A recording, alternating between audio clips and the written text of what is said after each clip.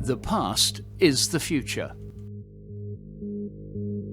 Sir Robert Peel entered the British Cabinet Office for the first time as Home Secretary in 1822, where he reformed and liberalised the criminal law and created the modern police force, leading to a new type of officer, known in tribute to him as bobbies and peelers.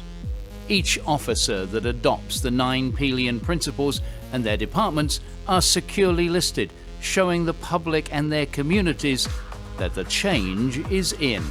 The 9 Peelian principles. The power of the police coming from the common consent of the public as opposed to the power of the state. It does not mean the consent of an individual. No individual can choose to withdraw his or her consent from the police or from a law. Peelian principle number 1. To prevent crime and disorder as an alternative to their repression by military force and severity of legal punishment. Peelian principle number 2. To recognize always that the power of the police to fulfill their functions and duties is dependent on public approval of their existence, actions and behavior, and on their ability to secure and maintain public respect. Peelian principle number 3. To recognize always that to secure and maintain the respect and approval of the public means also the securing of the willing cooperation of the public in the task of securing observance of the laws.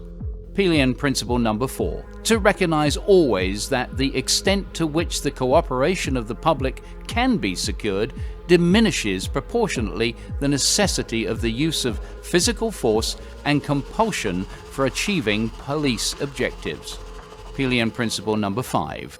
To seek and preserve public favor, not by pandering to the public opinion, but by constantly demonstrating absolutely impartial service to the law, in complete independence of policy, and without regard to the justice or injustice of the substance of individual laws, by ready offering of individual service and friendships to all members of the public without regard to their wealth or social standing, by ready exercise of courtesy and friendly good humor, and by ready offering of individual sacrifice in protecting and preserving life. Peelian principle number 6. To use physical force only when the exercise of persuasion, advice, and warning is found to be insufficient to obtain public cooperation to an extent necessary to secure observance of law or to restore order, and to use only the minimum degree of physical force which is necessary on any particular occasion for achieving a police objective. Peelian principle number 7. To maintain at all times a relationship with the public that gives reality to the historic tradition that the police are the public and that the public are the police.